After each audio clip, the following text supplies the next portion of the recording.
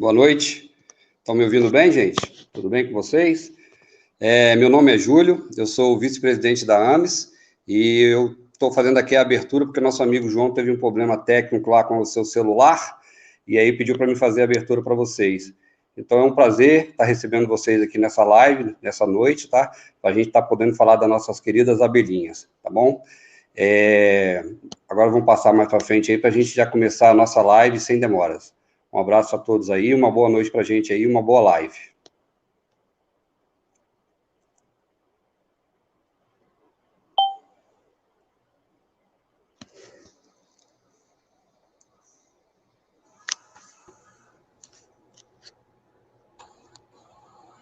Opa! Vou desligar o microfone para não dar microfonia. Boa noite para todos vocês. Grande prazer estar aqui com vocês. Estamos aqui numa transmissão compartilhada de 3 canais, né? O canal da AMES Espírito Santo, do Wikipédia e do Passarinho. E 3 canais. Passarinho representa 3 grandes ONGs do Maranhão, do Wikipédia e do Passarinho. E 3 canais representa 3 grandes ONGs do Maranhão, Wikipédia.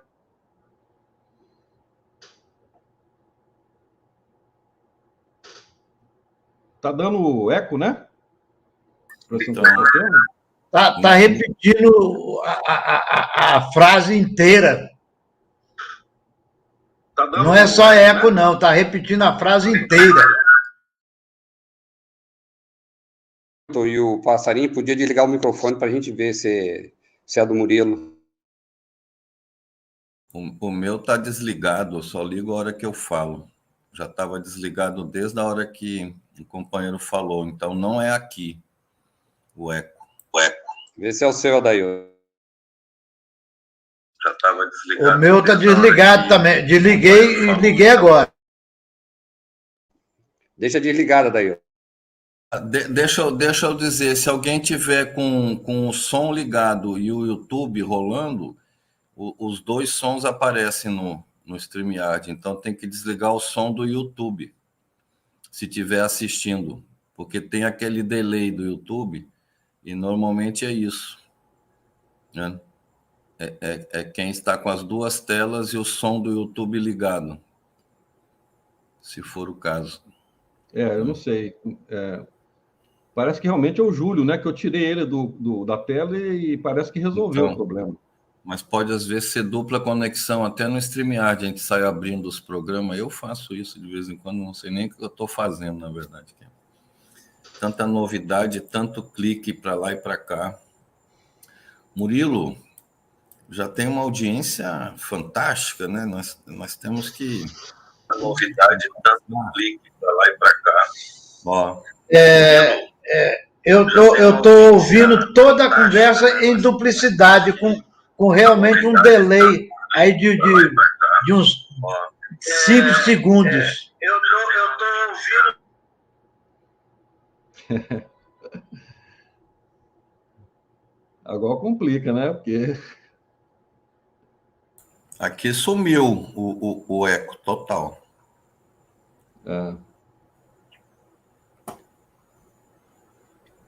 Bom,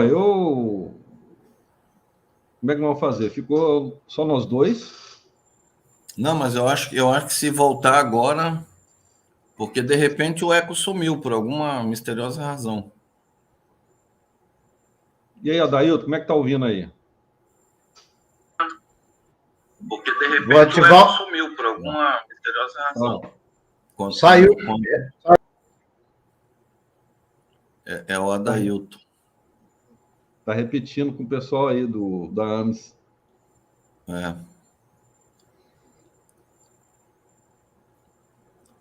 Eu não Bom, sei gente, não sei o que nós vamos fazer com essa situação, porque parece que quando eu tiro vocês 2 da tela, parece que o problema é resolvido. Entendeu? Então, não sei como é que a gente vai fazer se vocês ficam nos bastidores, a gente chama quando for preciso, né? Se manifestarem alguma coisa, talvez. Mas agora eles estão na tela, vamos ver o que acontece. Murilo, vamos tentar o seguinte. Você fica que a live você que vai apresentar mesmo, né? Você fica só a tela sua. Tá vendo?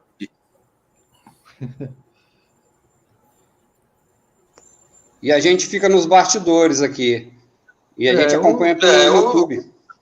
Ou ouvir aqui também. Fica nos bastidores aqui, sem problema. Pode derrubar nós dois aí, eu e a Dailton. A gente fica aqui no bastidor e na hora da gente falar, a gente volta. Faz comentários também aí, então. Mas fica aí nos bastidores, tá? Bom, João, então ficou na nossa responsabilidade. Nossa Senhora. A tarefa. Muito bem. Que na verdade, a gente tinha escolhido apresentar uma experiência do projeto Abelhas Nativas, que a gente acha que, na verdade, assim, a gente tem que ter muito... certas experiências são importantes a gente reviverem sempre, né? Porque, principalmente porque nós estamos com várias experiências aí de meliponicultura acontecendo no Brasil afora, e a gente precisa relatar um pouco dessas experiências, né? Os erros, né? Os acertos que foram feitos, para as pessoas não ficarem aquilo que a gente chama de dar murro em ponta de faca, né? Aprender com as experiências e tentar superar os obstáculos que certamente muitas dessas experiências estão encontrando, né?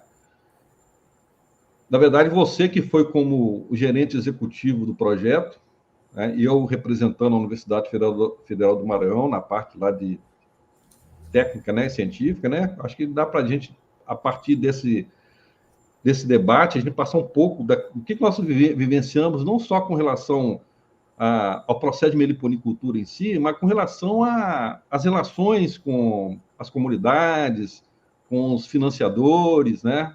Todos os inúmeros problemas que nós passamos, né? Com várias instituições que nos apoiaram de diferentes maneiras, né? Então, acho que é bom a gente passar um pouco dessas experiências e destacar, né, aquelas pessoas que realmente merecem ser destacadas, né? Os entraves que aconteceram, que dificultaram muito a gente poder avançar nessa experiência que foi realmente muito importante, no meu entendimento. Mas o que eu tenho uma visão é de que aquilo que a gente começou, né, desse processo lá de meliponicultura, porque o foco nosso estava muito ligado à questão da produção, né, o que acontece nas comunidades do Norte e Nordeste, é que eu acho que se perdeu muito a essência do que a gente achou que realmente era importante a gente trabalhar, né?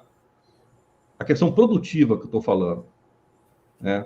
E a questão do poder que tem um produto que eu acho extremamente valioso, que é o mel das abelhas nativas, sem ferrão, que muitas das vezes a gente está acabando por matar a galinha dos ovos de ouro, né? Nós temos em mão uma galinha dos ovos de ouro, e se a gente não entender bem as questões do potencial que esses produtos podem oferecer, a gente está matando, né? E eu vejo muitas as coisas se perderem aí. Então, conversando com o pessoal da Dailton, né, com o Júlio e tal, a gente achou bom passar nesse momento, né, que nós estamos comemorando.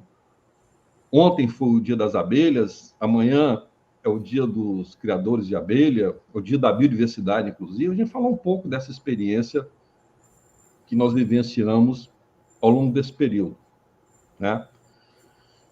Então, vou fazer uma apresentação. Você gostaria de fazer algum adendo, João?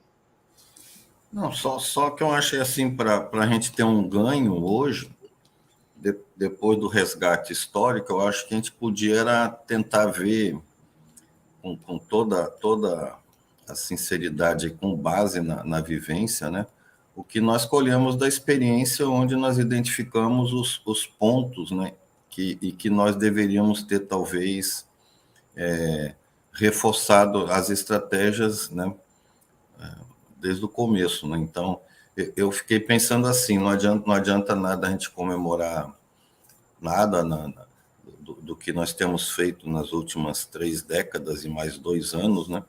Se a gente não identificar em que ponto nós poderíamos ter insistido mais para ganhar uma dimensão e que nós não percebíamos no momento. Agora a gente percebe, entende? Que por onde a gente ia, a gente poderia ter. E isso eu acho que a gente tem que fazer já para quem vai começar a partir de agora também já não ter esse aprendizado, já colher um pouquinho, né? Acho que nós tivemos muitos acertos, mas eu fiquei pensando durante a semana qual seria assim, e é mais ou menos o que você começou a colocar, né? A relação com as comunidades, a relação com os parceiros, a visão que a gente tinha do mercado, que a gente foi mudando também, né? Os gargalos, aquele gargalo que a gente está passando um serviço privado de segurança aqui do bairro, que ele não resolve nada, mas faz zoada de 2 em 2 horas, fica pitando aqui na rua. Diz que espanta, né? Então, acho que era isso, porque é um esforço contínuo, muito criativo, envolveu muitas pessoas, muitas comunidades, criou expectativas, algumas não se concretizaram, outras sim, mas ainda está sendo, né? Porque estamos vivos, né? Um momento riquíssimo, até para isso que o Murilo está dizendo, para a gente entender que nós não temos que agir como um espelho invertido da apicultura de mercado, né? Então, acho que essa é a primeira conclusão, assim. E essa característica, a pressão é toda no sentido contrário, né? Do preço, à quantidade, da produção ao vasilhame, que tudo é calcado na ideia de mel que a gente tem da Apis, né? E que aqui no Maranhão tem um papel até muito, muito ruim do ponto de vista ambiental, falando da Apis criada principalmente pela apicultura migratória, né? Então, tudo isso nós vivenciamos, né? E a gente nem imaginava no começo da caminhada, quando a gente montava numa Toyota emprestada de uma empresa da região e viajávamos 700 quilômetros em 3, 4 dias, visitando 10, 15 comunidades, conversando com todo mundo, explicando, né? Eu acho que isso aí é riquíssimo, né? Pena que a gente não tem disciplina necessária para escrever essas coisas, mas do ponto de vista desse resgate mais político, menos interno e mais com uma visão do por fora. Pode ser por aí, professor, porque o senhor é que é o... Exatamente essa questão aí. Eu vou falar então, assim, vou fazer uma apresentação aí, aqui, de algumas coisas que vamos resgatar sobre o projeto, para depois tentar entender um pouco exatamente o que significou aqueles processos que aconteceram. Então, nós estamos focando num projeto chamado Projeto Abelhas Nativas, que, por força das circunstâncias, terminou em 2020, por conta da pandemia, né? Não tinha novo. Mas, na verdade, continua, né? Uma vez que as comunidades, muitas delas ainda estão tocando o processo, mas aquele processo de engajamento direto mesmo foi em 2020 que foi encerrado, né? O projeto em si. Mas ele começou em 2001, mas foi 2002 que realmente começou a ter os primeiros resultados bastante significativos desse projeto. Então, assim, antes de mais nada, eu gostaria de apresentar assim, uma contextualização dessas comunidades para entender exatamente o que significou cada uma dessas inovações que foram produzidas pelo Projeto Abelhas Nativas, né? Porque hoje, quando vocês verem a coisa, pode não ter assim, não ter um valor tão significativo assim, mas ela, no contexto em que as coisas aconteceram, é muito importante e, num certo sentido, foi até bom para que algumas coisas pudessem ser devidamente esclarecidas, tá? No caso das comunidades que a gente trabalhou, começa com as políticas públicas que era abaixo de zero. Praticamente não tinha política pública nenhuma, Tá? Então, imagina, umas comunidades que praticamente tinham um município, tinham os prefeitos que simplesmente ignoravam aqueles povoados que estavam sobre as suas jurisdições. Não tinha nada, os prefeitos não faziam o mínimo esforço para ajudar essas comunidades, esses povoados que estavam espalhados na região lá do Nordeste do Maranhão. Ausência total de energia elétrica. Tá? Então, todas as comunidades que trabalhavam não tinha energia elétrica. Inclusive, um momento em que começou aquela história da bomba extratora, né? O pessoal começou a usar aquela bomba extratora para tirar mel, não tinha a mínima condição de fosse usar, porque não tinha energia elétrica. Tudo era na base de vela. Né? As comunidades, os povoados, ficavam distantes entre si e do centro urbano 35 quilômetros. Então, o João falou aí que a gente caminhava 700 quilômetros, e era isso mesmo. Era muito chão que tinha que se percorrer. Porque você ia de uma comunidade para outra, você tinha que andar de 35 quilômetros em estradas completamente intransitáveis. Então, você vê a dificuldade que se tinha para dar atendimento para essas comunidades. Né? As estradas eram carroçais, né? Não tinha, algumas simplesmente não tinham condições de transitar em determinadas épocas do ano. Por exemplo, Belágua, chegava o período de chuva, praticamente você não tinha acesso aos povoados. Né? E a fonte de renda, basicamente, era a farinha seca de mandioca, que estava na mão de alguns, como se diz, alguns captadores centrais, né? E que praticamente estabeleciam os preços, né? Os preços de mercado desse produto. Então, não tinha nada de fonte de renda. Então, quando você pega uma realidade dessa, você fala assim, pô, nós temos que pegar, assim, as comunidades, elas têm que trabalhar num sistema que possa retirar o mel de uma forma eficiente, que tenha um mínimo risco de contaminação, né? E que esse mel, ele precisa ser preservado para que seja, pelo menos, disponibilizado para o mercado. Né? Pelo menos. E então nós temos assim, simplesmente assim, um desafio que tinha que ser resolvido, um problema que tinha que ser resolvido, né, naquele momento, e que tinha que se dar uma solução. Então imagina a situação.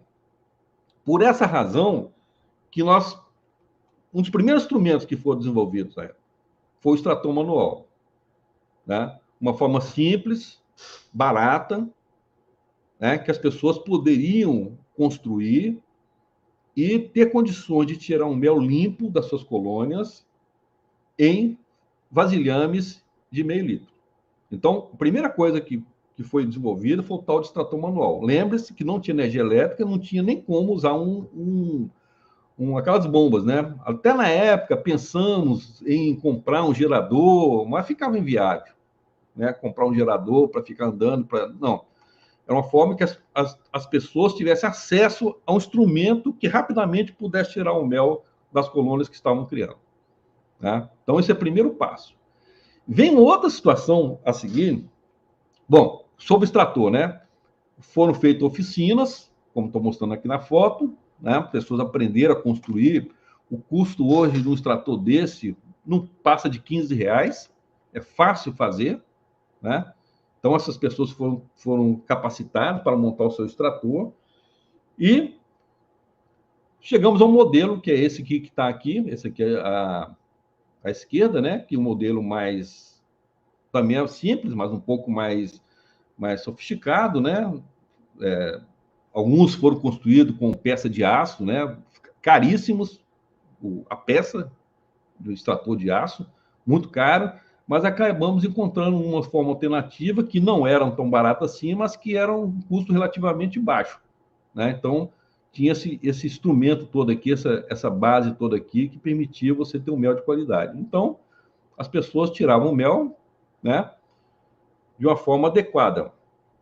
E o extrator possibilitava que se fizesse o seguinte, você tirava o mel, e esse vasilhame era fechado, e já ia direto para a maturação. Né? Ia direto para a maturação. Então, você não tinha contato nenhum com o mel. Né? Bom, daí apareceu o segundo problema, que é a maturação do mel. Tá? A questão da maturação do mel, ela foi o seguinte, foi através exatamente da observação dos criadores, né, das comunidades, da forma como eles guardavam esse mel, eles coletavam mel, normalmente, assim, a maior parte deles tinha um cortiço, não tinha um caixa de abelha, era um cortiço, eram troncos de abelha que eram levados para os povoados, daí eles tiravam o mel, colocavam em garrafas e essas garrafas ficavam guardadas na cozinha e aí ela maturava, na verdade, ela fermentava, né? Havia uma fermentação ali. As pessoas confundem a maturação, esse processo de maturação que eu estou falando, como a técnica dos maias. Os maias têm o processo lá de fermentação do mel, mas que não é muito diferente do que, por exemplo, os guajajaras utilizavam quando fazia a festa do mel, uma festa tradicional que eles tinham, né, que usava mel fermentado. E também não é muito diferente das comunidades do Nordeste, que também guardavam o mel, deixava fermentar, e nesse processo de fermentação ele acabava se estabilizando. Então, no caso aí, a única diferença é que os maias guardavam aquele mel em potes de barro. Mas o que aconteceu aí, no caso, quando a gente começou a trabalhar com essa questão do mel, é que a maturação ela atingiu um outro patamar, porque atingiu como um processo de estabilização. Então, já tinha uma metodologia, uma orientação, tá, que se estabelecia para que, sob um determinado período, aquele mel estaria em condições de ser comercializado em vasilhames. Uma vez que a gente sabe que um problema que tem do mel da abelha cerverrão é a fermentação e o problema de estourar garrafa, essas coisas todas, né? E naquela época existiam, ainda hoje existem, né, as alternativas do mel colocar em geladeira, do mel desumidificado, do mel pasteurizado, etc. Né? Mas a forma mais barata que tinha naquela circunstância, a partir da experiência que tinha os criadores das comunidades, era a maturação. Né? Que você tinha como controlar uma fermentação controlada e que você, em determinado período, você tinha um mel de qualidade, né, que não precisava ser colocado em geladeira e você poderia comercializar. Então, acho que foi o principal passo que a gente deu, sob o ponto de vista de comercialização, foi essa questão da extração do mel, usando um extrator manual, e a da maturação. Essa combinação foi importante. Por que estou dizendo isso? Porque já foi feito, nunca fiz um teste detalhado, mas já vi algumas experiências, né, que foram feitas maturação, por exemplo, de mel, usando o extrator elétrico. Não é a mesma coisa, né? Porque quando você usa o extrator elétrico, a quantidade de ar que você injeta no mel, inclusive você recontamina com leveduras do ar, né, acaba alterando o mel realmente como deveria ser. Então, assim, o extrator manual tem a capacidade de tirar o mel de uma forma isenta, sem nenhum tipo de elementos adicionados àquele mel, a não ser as leveduras próprias que o mel das abelhas cerverrão já tem. Né? E aí apareceu uma outra questão interessante. Se vocês observarem, por exemplo, os criadores, eles colocavam o mel em vasilhames, no caso aqui, isopor. Esses vasilhames eles eram transportados para um local e onde ia ser passado pelo processo de maturação. Observem esses méis aqui, ó. São méis do mesmo meliponário, mas você vê colorações diferentes. E uma coisa, então, que começou a chamar a atenção é que, quando você matura o mel, você começa a perceber que os méis apresentam características diferentes com relação ao sabor. E a gente começou a perceber isso, né? Uma questão que tinha local, né? Que permitia com que o mel tivesse uma identidade própria daquele local onde estava sendo produzido. Isso é uma questão importante que começou a aparecer, então, aquela noção do tal do mel gourmet, que até então todos os méis eram iguais, né? E uma questão que todos nós tivemos sempre no início do projeto foi sempre destacar uma diferença do mel.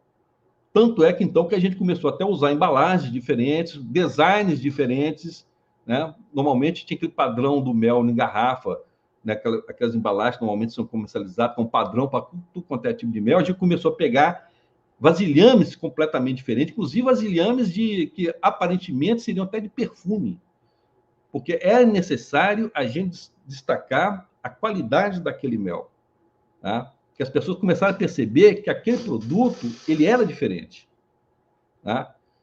E aí, então, nós passamos nesse estágio. Um estágio que você tinha um grande volume de garrafas em processo de maturação e um salto posterior que nós vimos aqui agora, que o mel pode ser até maturado em tanques de cerveja, né? Como a gente usa hoje, o processo hoje que trabalha com tanques de 100, 50, 200 litros, né?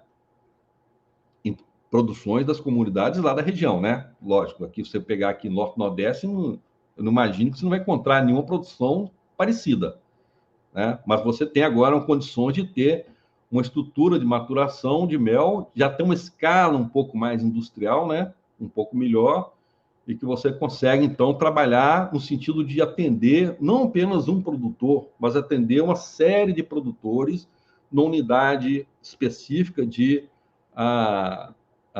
maturação que depois pode ser disponibilizada para o mercado, né? Aí vem uma outra questão que foi desenvolvida, que foi a tenda de extração, por uma necessidade própria, né? Uma vez que as pessoas começaram a tirar o mel, de repente começaram a aparecer apis e coisas praticamente assim de segundos, enxames gigantescos de apis começavam a atacar todo mundo, começaram a atacar as colônias e simplesmente inviabilizar a extração de mel e às vezes até provocando danos àquelas comunidades. E aí a tenda de extração, como ela foi apresentada, ela tinha uma outra questão importante, que é o seguinte: tinha toda essa questão da vestimenta que passou a ser obrigatória, né? Essa questão do luva, etc. Porque nos primeiros testes que foram feitos, que a gente não usava esse tipo de coisa, não usava avental nem nada, os resultados deram um alto índice de coliformes fecais no mel, né? Indicador da Escherichia coli.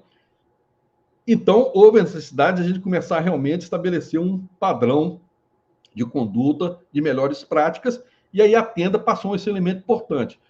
Por quê? Porque quando você tem a tenda, você isola curiosos, normalmente você está tirando mel, tem as pessoas que ficam curiosas, que ficam fuçando, você isola curioso, isola criança, né, que nesse momento acaba muito se infiltrando no meio do povo, lá acaba muito atrapalhando o processo de extração, isola animais, principalmente cachorro, né, que fica lá sempre andando no meio da extração e acaba atrapalhando.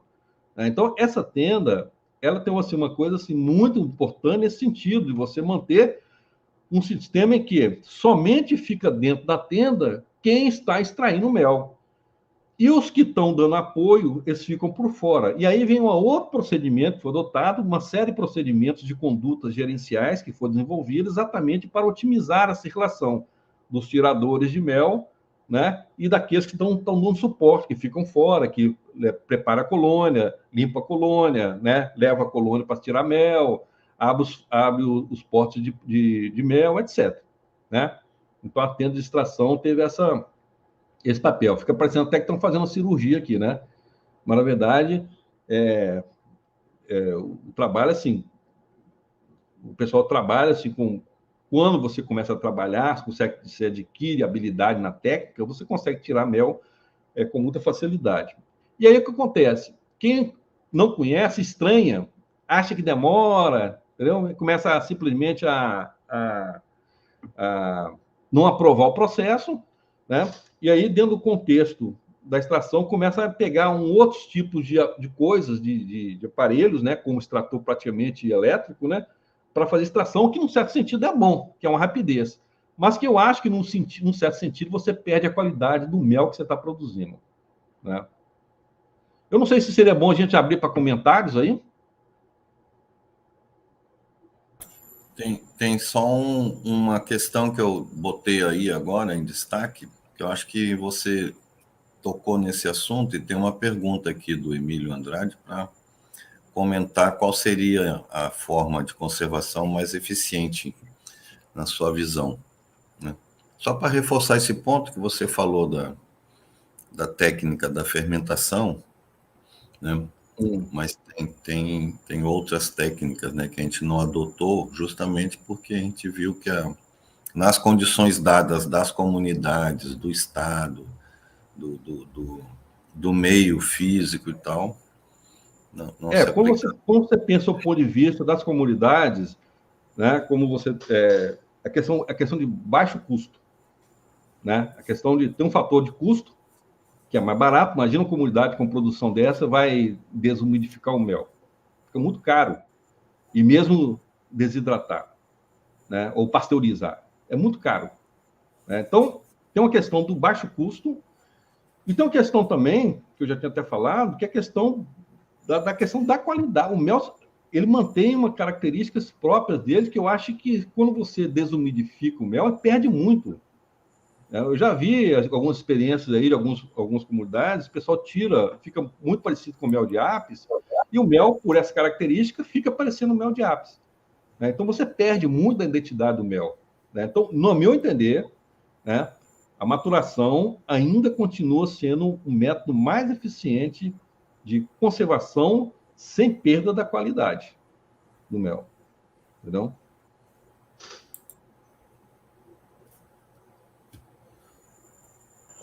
Tem uma pergunta aí, então. Desculpa, professor. Tem uma pergunta aí perguntando como é que é feita essa maturação, Murilo. Você quer falar sobre isso aí?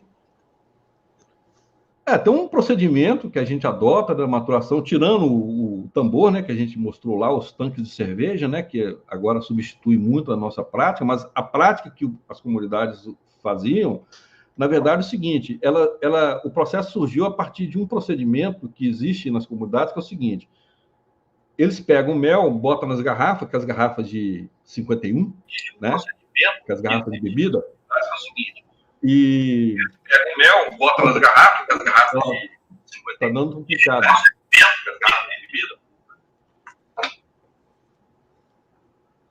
Está dando duplicidade.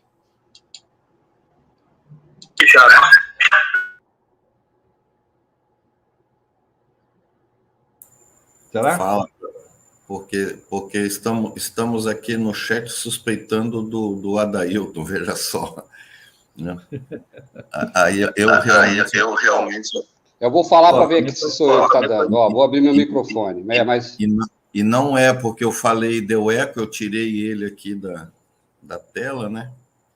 Vou me tirar também. Vocês conversem aí, Júlio, com o Murilo, para ver o que está. Daí eu vou sair um. Sim. Continua, Murilo. Será que está tudo certo? Tá, agora tá. Não. Agora saiu a microfonia saiu. Não?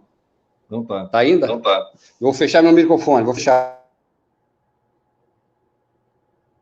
Vamos ver agora. Ó. Bom, então, aí é o seguinte: eles botam a garrafa de vidro, e eles botam uma rolha na entrada, na boca da garrafa, e guardam o mel ali. O mel, ele fermenta ali, vai fermentando. Só que eles, como eles consomem pouco mel, eles usam muito mais para remédio, aquele mel fica fermentando meses ali na cozinha, na beira do fogão. E é nesse processo, então, que esse mel acaba maturando e se estabilizando depois de um certo tempo. O que nós fizemos inicialmente, né, que as comunidades fazem ainda, é que eles deixam esse mel, ele é originalmente coletado nas garrafas, nessas garrafinhas PET, e esse mel fica guardado no ambiente pouca luz, e de tempos em tempos é aliviada a pressão que se forma com a fermentação, né? Então, de tempos em tempos, vamos supor, a cada 15 dias, ele vai aliviando. Então, você fica 3, 4, 5 meses o processo acontecendo. E aí chega um ponto que você percebe que já não está mais dando gás, né? E aí, quando você percebe que forma-se um anel de espuma na garrafa, depois você percebe que esse anel de espuma, ele fica consistente. Você vira a garrafa assim, você vê que o anel ele não se desfaz, né? É o sinal de que já está bom para esse mel ser envasado. Essa é a técnica primária que tem para fazer maturação. Mas, como eu já disse, já se usa agora tambores, né, de cerveja, ou galões de 5 litros com o airlock, né, simplesmente na tampa, para permitir com que esse gás, né, ele seja liberado naturalmente, sem haver retorno, né? a fermentação que acontece aí é uma fermentação anaeróbica, né? A fermentação, e deixa ela ir até parar de acontecer a fermentação, né? Então, o processo que você coleta, então vai levar tempo, vai levar... Já tive situações que eu já fiquei até 6 meses esperando. Há uma vantagem para a região aqui do Maranhão, né? Quando esse mel ele está pronto, ele vai coincidir com o período praticamente período mais frio do estado, vamos dizer assim, né? É o período que as pessoas procuram muito mel para tratar de garganta. E é um período que você não acha mel, mas as pessoas coletam mel em setembro, outubro, novembro, vendem, mas quando você pega esse mel e deixa para maturar, você é o único que tem condições de ter mel disponível para comercialização em maio, né? Então, assim, tem a história da paciência que você tem que ter, né? E você disponibiliza um mel no mercado. Então, esse é o mel muito procurado nesse período, porque simplesmente não consegue achar mel, né, in natura nessa época do ano, né? Mas tem toda aquela questão de mercado, né, que você faz o jogo aí e tal, questão de você estoca, você guarda e tal, né? Esse airlock que o Murilo falou aí, não sei se vocês conseguem visualizar aí, esse aparelhinho aqui, deixa eu tentar focar legal aqui, achei a câmera aqui, ó. Não é esse, Murilo, que você está falando aí? Esse aqui é o airlock. Eu tive fazendo uma maturação de um mel recentemente, de Jataí, aí você consegue comprar no Mercado Livre aí, para quem não conhece, deixa eu focar aqui, puxar para trás é melhor. Ele vai com água, né? Tem um marcador aqui de água, você coloca a água pela metade. A partir de que for feita a fermentação, aqui está o mel, né? Já maturado, já está preparado para consumo, esse mel já fica fora da geladeira. Era 1 litro de mel de Jataí. Aí você coloca esse airlock aqui, ó, na posição, deixa eu botar aqui, e coloca metade de água. A partir do momento que ele vai fermentando, o ar vai saindo, a água que tem aqui não deixa voltar o ar. Dá para vocês verem aí legal? Tá dando para ver? E aí ele faz esse trabalho. Então, a cada 10 dias, você substitui essa água. Aqui em cima vai uma tampinha para não entrar nenhum inseto, nem nada, não contaminar. Aí você troca essa água. Então, ele vai fermentando, fermentando. Quando você vê que ele parou de fermentar, ele parou de fazer bolhas aqui, o mel está pronto. É o período que o Murilo falou aí, uns 2 meses. Só para complementar aí, tá, Murilo? Pode continuar. Beleza, é isso mesmo, ótimo, né?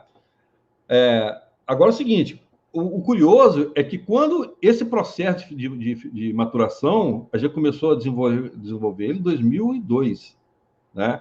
2002.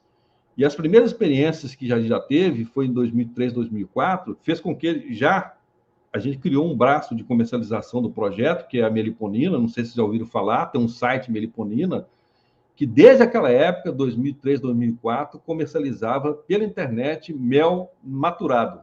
E essa venda continuou até 2020. Tá? Mel maturado. Só vende Meliponina, só vendia... Nós temos Meliponina aqui ainda no Maranhão, ela não vende mais pela internet, mas vende aqui localmente. Só vende mel maturado. E esse trabalho de maturação, ele foi publicado no Congresso Brasileiro de Apicultura, em 2008. Esse foi o primeiro trabalho citando o processo de maturação, que causou muita estranheza na época, né? Aliás, houve muitas críticas também sobre o processo, né? Mas que eu acho que, naturalmente, depois as pessoas perceberam que... Porque, por exemplo, sob o ponto de vista lógico nosso, com relação às comunidades de baixa renda, era a melhor alternativa, né? E aí você tem aquelas pessoas que querem desenvolver tecnologias caras, né, que não atende a produção, né, que você está tendo disponível e tal. Então, não é o que nos interessa, né? O objetivo é resolver uma solução de comunidades de baixa renda, né? Então, você pode ter aí uma grande estrutura, por exemplo, para fazer a questão da produção, maturação de mel, mas não é o que nos interessa, ou que nos interessava na época e nunca vai interessar. O nosso é permitir com que as coisas sejam feitas da forma mais simples possível, né? Então, naquela época foi isso, né? As pessoas não entenderam muito bem, eu acho, que o processo em si. Mas continuamos, o processo foi comercializando e com o tempo as pessoas foram pegando essa metodologia, né? E tem a questão da própria legislação, né? Que vocês sabem que o RISPOA não prevê a maturação, tinha um problema da legislação, que não permitia que fosse comercializada, obtivesse o selo, né, do Ministério da Agricultura, né? Mas depois fizeram vários estudos. Desde aquela época, várias vezes tinham insistido com várias universidades, para pesquisar essa questão da maturação, mas ninguém se interessou pelo processo. E me parece que foi no Paraná, alguém fez algum trabalho desse, começou esses estudos, estimulado pelo Jerônimo Vilas Boas, que tem acompanhado esse processo há muitos anos, e aí começou a aparecer os primeiros resultados de análise de estudos científicos do processo de maturação, que acabou, inclusive, culminando com algumas legislações estaduais que conseguiram reconhecer esse processo como factível, né, como um processo aceitável, né? Então assim, lembrando só que ele tem esse processo, né, que aconteceu, que as pessoas ignoraram muito dessa realidade que a gente vivenciou, né? Bom, vamos avançar um pouco aqui, vou mostrar aqui a questão das práticas de extração e gerenciamento. Observe, a gente está numa comunidade que ela está a 35 quilômetros distante. Você não tem água de qualidade, né? Não tem. Normalmente são cacimbas, não dá para confiar na qualidade dessas águas para trabalhar, manipular mel. A única alternativa que se tinha... Aí você tem o problema também do vasilhame, que você tem que pegar um vasilhame, tem que lavar, desinfetar. E você sabe que a técnica de você fazer um processo desse, num local desse, é muito complicado. A única solução viável foi fazer exatamente o quê? As pessoas compravam água mineral, né? Essas engradagens de água mineral eram levadas para as comunidades, usava-se essa água para beber e para fazer higiene em todos os instrumentos na extração, né? E o vasilhame era usado para receber o mel, né? Era a única forma viável. E daí instituiu-se uma série de processos de gerenciamento que passou um certo momento que, ao invés do mel ser colocado no vasilhame, passou a ser colocado em tambores, né? Então houve é natural, né? As pessoas vão melhorando a técnica, sem encarecer muito, vão descobrindo uma certa rotina que pode ser adotada para otimizar o processo de extração, e valorizou muito a questão comunitária, uma questão comunitária que normalmente a gente não pensa muito sobre essa importância disso, né? As pessoas tinham que se reunir, tinha uma rotina de extração, tem aquela questão do processo de uso do extrator manual, que as pessoas começavam a usar aquelas rotinas como um ponto de encontro, né, para conversar, né, para falar das experiências. Então, era um momento assim, de celebração, vamos dizer assim, né? Não era uma questão simplesmente mecânica, tirar o mel e botar para maturar, não. Era um momento assim que as pessoas faziam um bolo, faziam um café, as pessoas de várias famílias se reuniam, né, ficavam conversando, ficava 2, 3 dias conversando e fazendo a extração do mel. Então, era um lado positivo que a gente achava muito enriquecedor, né, que mantinha a união dessas pessoas, né? Não era uma questão assim, dessas simplesmente elas estarem isoladas, né, cada uma fazendo por si só, fazendo as coisas que queriam, né? Então, foi um lado bastante positivo, que inclusive acabou desencadeando em um outro processo, uma outra visão do processo de meliponicultura, que a gente depois vai falar mais à frente, que é o da meliponicultura comunitária, que eu acho que é importante a gente destacar sobre essa tecnologia, né? Bom, aqui só para mostrar para vocês o seguinte, uma coisa que normalmente as pessoas não falam. Essa caixa aqui foi a caixa padrão que foi usada para as comunidades para extração de mel. É uma caixa que chama de... Na verdade, ela foi baseada numa caixa do professor Kerr, que ela foi modificada. A modificação foi a secção no meio dela, para ficar em 2 partes. Era preciso você ter 2 partes, porque você extraía o mel na parte de cima e depois você tinha que tirar o módulo de cima para tirar o mel na parte de baixo. E por que eu estou falando isso? Porque o professor Kerr, ele fez um trabalho muito interessante, que era a livre docência dele na Universidade do Maranhão, que ele mediu qual seria o modelo de caixa que fosse recomendado para a produção. Engraçado é isso, né? Que você não vê muito ninguém falando disso, né? O pessoal fala modelo vários, mas assim, ele testou as caixas, ele testou caixas. Esse aqui é o padrão que chama de 30 litros, né? Que o professor quer desenvolveu. Né? Ele testou vários modelos, mas o que mostrou-se para ele mais eficiente no sentido de custo e de produção foi esse tamanho. Então a gente adotou um padrão de caixa que já tinha sido testado por ele. Né? Então o pessoal fala, por que isso não usa a caixa A, a caixa B? Eu falei, porque simplesmente eu estou usando uma caixa que foi testada. Né? E ela realmente funciona. Então, isso é uma coisa que é preciso de destacar isso, porque nós estamos falando de produção, e a preocupação que ele tinha era a produção. Ele viu isso aí, esse lado aí, que normalmente as pessoas não veem. Né? E aí eu vou falar uma outra questão que a gente está vendo, é o seguinte, muita gente está criando abelha por criação, não tem essa viés produtiva, né? Mas nós temos que separar isso. O viés produtivo ele tem que ser trabalhado de uma forma diferente da criação simplesmente de abelhas. Criação objetivo só de criar. Quando você entra no processo produtivo, você tem que pensar de outra forma. Mas tem muita gente que está mantendo aquele processo todo de criação, né, para fazer uma coisa produtiva, mas sem pensar nela. Então, eu estou mostrando essa caixa que exatamente só para lembrar disso. Né? Então, tem muita coisa com relação à produção que acaba sendo bastante diferente do que a gente vê normalmente aqui nas experiências aqui do Sul e Sudeste. Né? Eu conheço algumas experiências produtivas do Paraná, já tem um certo tempo já, né, de mel de Jataí, mas são poucas, né? Mas isso tem que ser pensado de uma forma diferente. E aí que vem aquela história da meliponicultura comunitária. Olha isso aqui é um design de um produto que foi desenvolvido pela Meliponina. Né? Você vai ver aqui do lado, o lado esquerdo, nós temos o que chama de como é que se diz?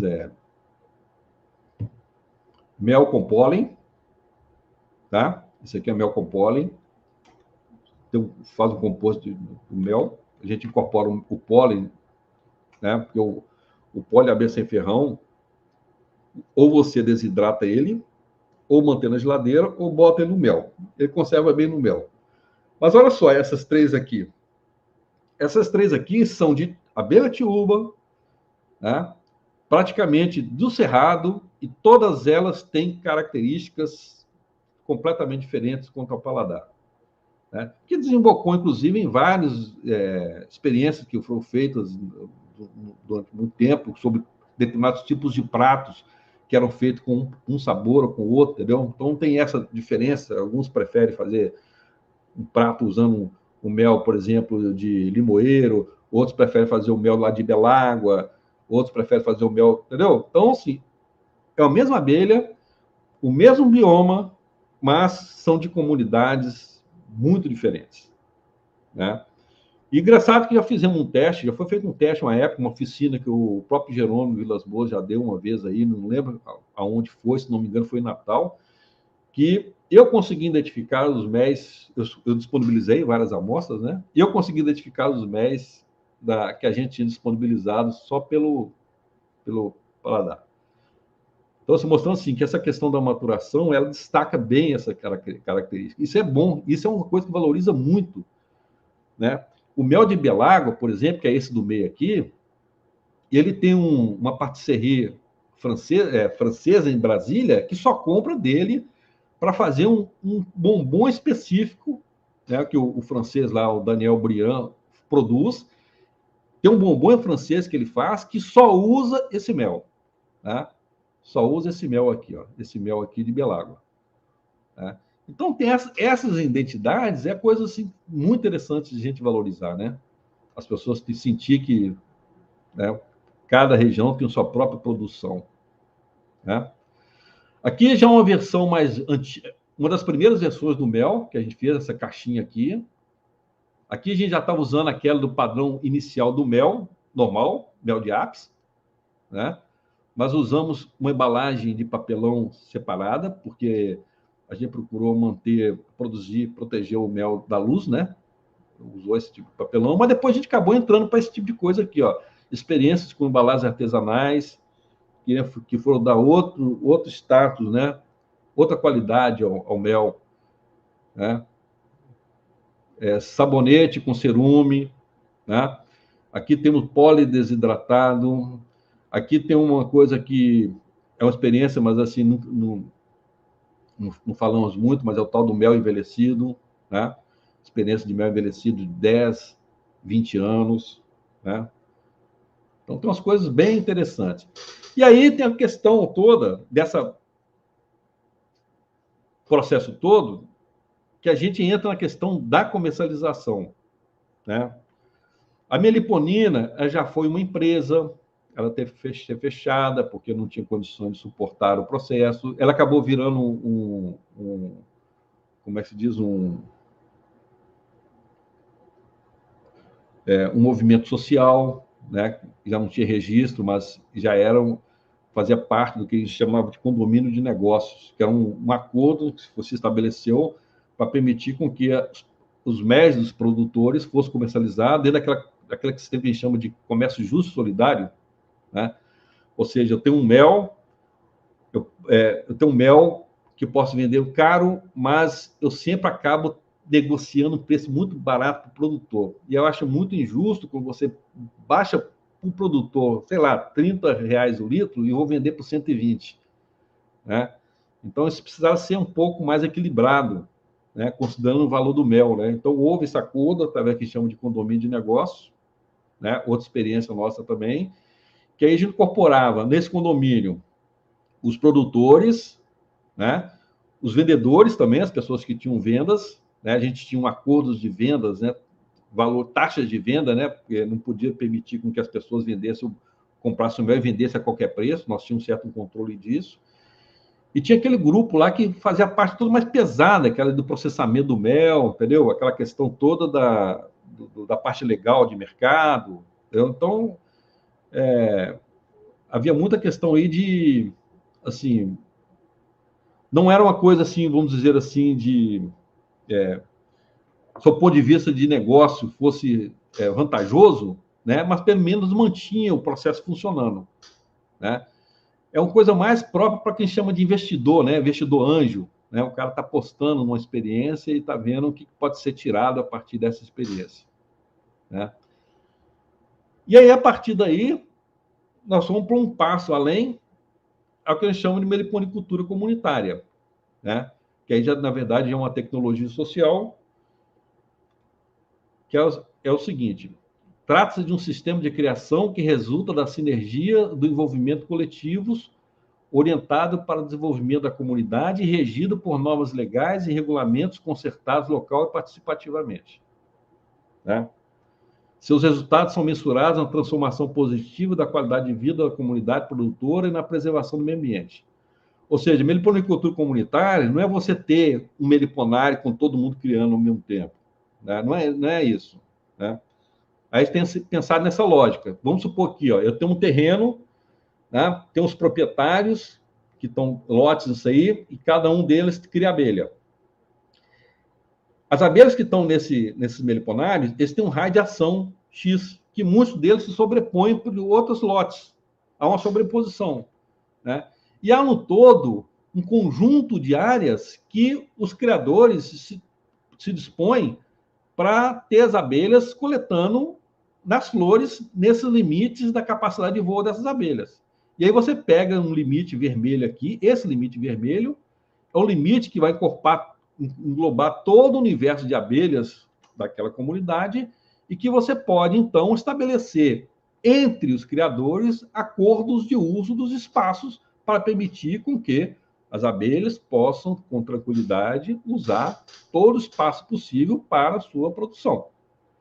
Isso evita com que, por exemplo, eu tenho uma criação aqui, o vizinho tem outra, aí o vizinho vai fazer uma coisa, vai desmatar uma área lá, que para ele está querendo fazer outra coisa, e pode comprometer o pasto apícola de outros meliponários. Então, é importante chegar a um acordo. E aí que vem o que chama de meliponicultura comunitária. As coisas são feitas unificadas, né? De forma que a produção de todos se somam a partir de um resultado comum, que é a produção daquela região, daquela comunidade, né? Então, esse é um conceito que a gente chegou a partir das experiências com os criadores dessa região do Nordeste do Maranhão, e que a gente acha que, sob o ponto de vista da sustentabilidade, é o caminho mais certo que se tem que fazer para obter uma criação saudável. Fora isso, se você criar uma criação, botar uma criação de periponicultura, que você não respeita os terrenos do entorno das áreas de pasto, que você não respeita os limites, a capacidade de suporte do ambiente para criar abelha, né? Você extrapola, você simplesmente não está fazendo o uso adequado do ecossistema que está disponível. Você está comprometendo o processo. Então, aí vem aquela questão de criação intensiva, muita colônia, além da capacidade de suporte do sistema, então isso não é. Então, há uma questão aí que tem que ser... É difícil, né? Mas é necessidade quando você quer fazer uma coisa de produção que seja viável. Aí vem aquela história, né? As pessoas falam, eu vou produzir mel para caramba, porque eu vou exportar mel. Já começa errado aí a questão da exportação, porque esse tipo de mel não está regulado na Europa, por exemplo, nem nos Estados Unidos. Então, você não vai exportar nada, né? Já começa aquela visão que eu chamo assim, aquela estampagem cultural, né? Aquela questão que em psicologia chama de estampagem cultural, que a gente já nasce com aquela ideia da apicultura, né, como a referência para os processos produtivos das abelhas sem ferrão. Isso está errado, né? Não podemos pensar dessa forma, porque as abelhas são completamente diferentes. As abelhas sem ferrão, elas têm que ser consideradas como elemento-chave daquele ecossistema e, por isso, tem que ser trabalhado dentro dos limites que elas podem ter, né? Então, se pensar em negócio de exportação, não vai dar certo, você não vai conseguir produzir, não vai conseguir produzir em volume suficiente para atender o mercado, no sentido de industrial. No nosso entendimento, tudo quanto é produção de abelha sem ferrão tem que ser produto de prateleira, entendeu? Como acontece aqui, por exemplo, tem vários criadores de apis aqui, produzem 3 toneladas de mel, a indústria vem e compra, abaixa o preço, né? Acaba, tem época que já chegou aqui a custar R$10 o litro do mel de apis, né? Enquanto o da abelha sem ferrão estava custando 50. Para não perder o valor, o que as comunidades têm que aprender a fazer? É processar esse produto. Não pegar o mel simplesmente e vendê-lo como está. É processá-lo em embalagens específicas, identidade geográfica, né? Fazer todo o processo que valoriza aquele local. E aí sim, imagina se eu estou vendendo um mel de melípona capixaba no Rio de Janeiro. Vocês não vão gostar, né? Vocês não vão gostar, né? Mas imagine vocês no Espírito Santo vendendo mel de capixaba e com selo de identidade geográfica do mel de melípona capixaba do Espírito Santo.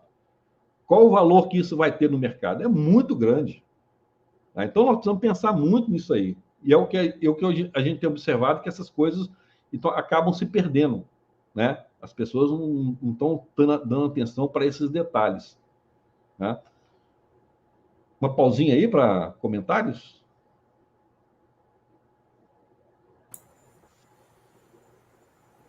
Tem uma pergunta aí, Murilo. Perguntaram sobre o mel com pólen. Como é o processo, como é fabricado, essas coisas. Se você tem alguma informação para passar. Foi o Vilmar, eu vou botar aqui a pergunta dele. Não, o mel com pólen, o seguinte, o que já fizemos experiência do mel desidratado a frio. A gente consegue fazer um mel desidratado a frio, mas o mel, desculpe, o pólen desidratado a frio, o pólen, ele libera um gás, você bota em geladeira, a gente fez um teste com geladeira comum, acabou danificando a geladeira, né? Porque elas têm amônia, né, no gás, libera um gás que acaba danificando a geladeira. Aí uma solução que a gente encontrou é o seguinte, a gente, para cada... pega o pólen, eu acho, se não me engano, 10:1, né? Ou seja, para 100 gramas de pólen, eu coloco 1 litro de mel para fazer o molho. O molho agridoce. Estava tentando lembrar o nome. É o molho agridoce de mel com pólen, que é uma delícia, É uma delícia. Você pega aquele molho, você bota em salada, entendeu? O café da manhã, fica uma delícia. Então a gente faz isso, a gente pega o pólen, mistura ele nessa proporção de 100 gramas de pólen para 1 litro de mel, né? E deixa guardado lá. Mistura bem, né? Deixa guardado. Aí você comercializa dessa forma, né? Murilo, Oi. vamos fazer só uma sessão, registrar aqui a audiência. Muito alto. Eu vou remover o Júlio temporariamente. Só enquanto parou o eco, né? O Paulo Cirques está perguntando aqui, ó, o Paulo Cirques aqui, ó, perguntando sobre a capacidade de suporte. Isso, olha, uma pergunta não essa. dá. O que a gente faz? A gente começa com uma criação pequena, né? E a gente vai aumentando. E aí a gente, pelo menos, tem condição de ver o seguinte. Nós tivemos, por exemplo, uma das comunidades nossas que cria abelha, eram 20 colônias. Tá? Eram 20 colônias. Só fazer uma conta aqui, rapidinho aqui, que eu vou ver se eu me lembro. Eram 20 colônias, né? A produção média de mel, né, na época, lá da Tiúba, estava em 6 litros. Ele tirou 120 litros. Tá? Tem um criador da mesma região que ele tinha 100 colônias. 100. Nessa mesma época, ele tirou 100 litros de mel. Ou seja, eu acho que ele extrapolou, né? Quando você vai aumentando, você tem um valor médio de produção, né? Você tem um valor médio, e quando você começa você tem 5 colônias, depois dobra, mais 5. E vai vendo como é que vai ser nessa produção. Quando você perceber que isso está diminuindo, isso é sinal de que alerta de que já está superando, né? Já está atingindo a capacidade de suporte, primeiro naquele momento, né? Pode até se repetir isso depois para ver, mas tem que ficar atento a isso. E essa pessoa que tem assim, 100 colônias, inclusive ele também alimentava com açúcar. Tem muita gente que faz isso, né? Quando você começa a alimentar as colônias com açúcar, significa que praticamente você estourou a capacidade de suporte, né? Então, assim, tem que estar muito atento a esse limite. Você pode colocar açúcar em períodos específicos, né? Períodos de estiagem e tal. Mas quando você vê que você está fazendo isso permanentemente, você já estourou a capacidade de suporte para aquela abelha, né? Não tem como. Murilo, tem uma pergunta do Joseildo, que é sobre o custo daquela caixa que você mostrou, tá aqui, da caixa Care Pan. Olha, eu não tenho a mínima ideia quanto custa aquela caixa. Eu estou fazendo estimativo da última vez que eu comprei, né? Usando uma madeira boa, que é o cedrinho, né? Eu imagino que eles estariam cobrando hoje, né, entre 120 e 150 reais uma caixa daquela. Mas eu acho que tem a ver do preço da madeira. Entre o material e a mão de obra do profissional, né? Porque se a pessoa resolver virar marceneiro, ela consegue. Né? Tem uma mas, outra por exemplo, tem um pessoal do interior, por exemplo, da Viana, que faz a caixa, eles chamam de caixa cabocla. Ela é um pouco maior do que a caixa do professor Kerr, mas é muito utilizada. Essa caixa cabocla, o pessoal faz muito, eles mesmos fazem lá, né? Eles constroem essas caixas lá, né? É um caixotão, não tem divisão nem nada, é um caixotão que eles usam, a maior parte dos criadores usam essas caixas. E curioso é o seguinte, a caixa cabocla, ela é uma caixa que foi desenvolvida pelos criadores, né? Locais. Era uma caixa tradicional. E foi feito um trabalho de uma professora da UEM, a professora Eleusa Tenório, que ela mostrou que não havia diferença entre a produção da caixa cabocla com a do professor Kerr, né? Então, quando você for olhar em seu ponto de vista de produção, é muito bom ver o que os criadores historicamente estão usando, que eu acho que a solução está ali. Não?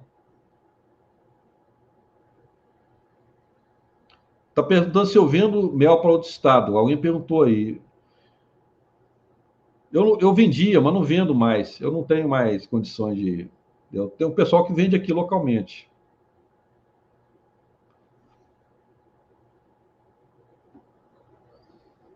Eu estou com a participação aqui no estúdio da Fidalga, né? Que vocês estão ouvindo esse fundo musical agora. Né? A participação aqui. Deixa eu tentar ver se vai dar eco aí agora, gente.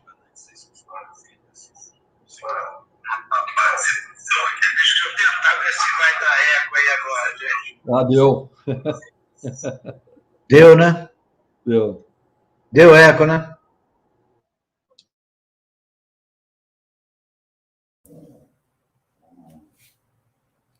Bom,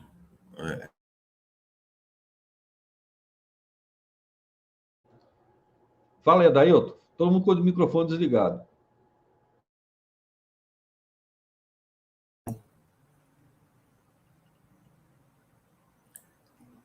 liga seu microfone. Estou tentando para ver se agora dá eco aí, porque, né, para poder tentar ajudar um pouco também vocês. Né? Seu microfone.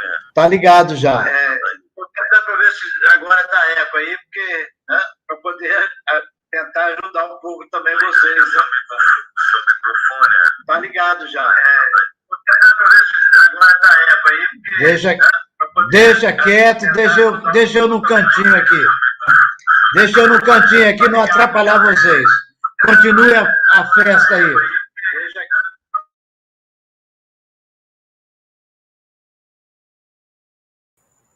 Vamos testar o Júlio, porque uma hora ele estava até sem imagem. Ele estava aparecendo aqui no monitor de controle, mas a imagem dele estava toda escura. Então, estou colocando ele aqui, não está entrando. Está entrando. E aí, deu eco aí para vocês? Vou falar alguma coisa agora. Parece que eu estou ao vivo ali. Apareceu?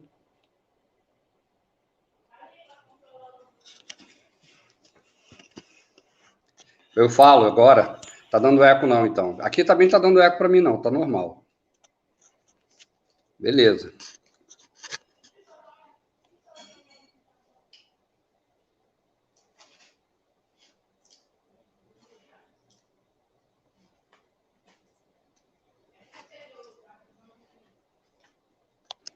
Liga o microfone aí de vocês aí, Murilo e o João.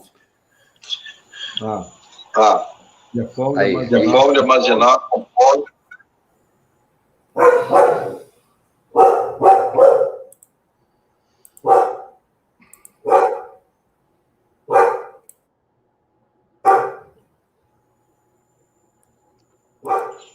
Bom. Ó.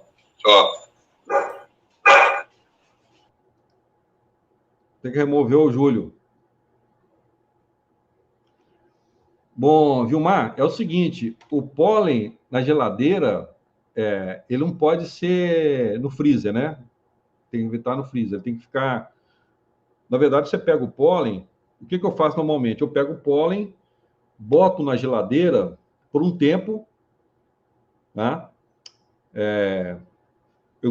Deixo ele por um tempo, não num plástico, mas num pano, coberto com pano, porque vai perder um pouco a umidade também, tá?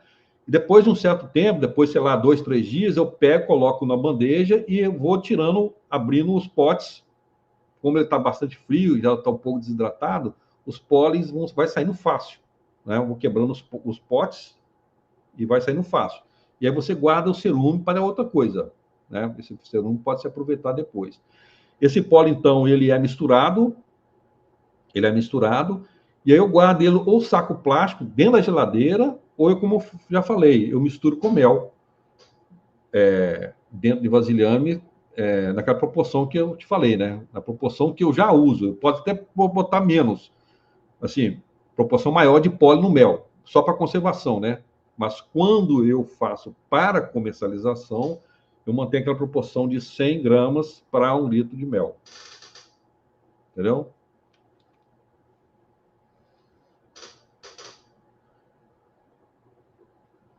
O William perguntando se a média de produção por caixa. Olha, eu vou falar o seguinte, gente. Isso aqui, essa média não é referência para vocês usarem em qualquer lugar. Olha só, quando eu comecei a trabalhar na comunidade de Belágua, a comunidade de Belágua é uma região, parece mais uma restinga.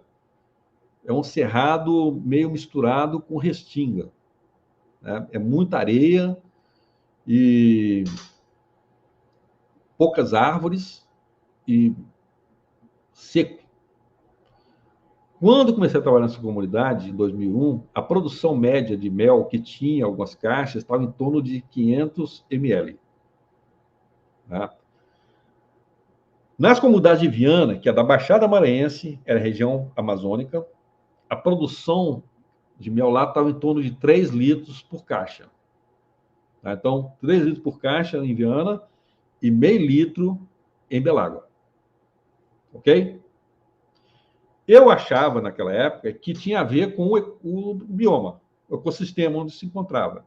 Eu achei que, pelo fato de ser mais árido a Belágua, a produção era menor. Mas acontece o seguinte, com o tempo da criação, o que os criadores foram fazendo? Eles foram pegando as colônias mais produtivas e dividindo. Embora eu poderia até ser uma coisa mais eficiente, mas aquela história, né? Você tem um meliponário, o criador vai no mato, vê um enxame, vê um cortiço, pega o cortiço e leva para o meliponário. Eu falei com ele assim, ó, não façam isso. Deixa o cortiço lá e pega só as caixas que você tem e divida pegando as mais produtivas. O que eu observei nessa história toda? Nas últimas extrações em Belágua, você sabe qual foi a quantidade de mel que eu tirei em uma caixa? Isso me deixou assim realmente assim, espantado. Foi a maior produção de mel que encontrei de todas as colônias que eu acompanhei ao longo desse tempo todo. Essas caixas produziram 12 litros de mel. 12 litros. Uma caixa deu 12 litros de mel. E a de Viana continuou produzindo 5, 6 litros de mel. Então, o que eu vi que a questão não é o ecossistema, né? O que tem a ver, na verdade, ali, é que o pessoal adotou uma postura de melhoramento que acabou fazendo com que o potencial produtivo fosse aumentado. Mas o que a gente observa é que essa produção varia muito de ecossistema. Você não vai achar que você pegando essa colônia de 12 litros, levando para outro lugar, que vai produzir 12 litros. Não vai. Isso tem muito a ver com o ecossistema onde elas estão. Principalmente, por exemplo, tiúba é um bicho chato. Se você desloca, por exemplo, a colônia de tiúba a uma distância de 2 quilômetros, já tem problema. Ela já pode não estar produzindo bem. Ela já sente isso. Né? Ela já sente essa coisa. Né? Então, assim, no caso, por exemplo, das comunidades do interior do Maranhão, é uma questão do cultural. O pessoal do Nordeste, eu acho que o Norte também tem essa cultura, né? A questão da cultura de cuidar da criação não existe, como a gente observa no Sul e Sudeste, né? Eles não têm o hábito de cuidar, de ficar alimentando colônia. Eles não cuidam de boi, não cuidam de porco. Eles ficam soltos e ficam se virando. Né? É assim que funciona.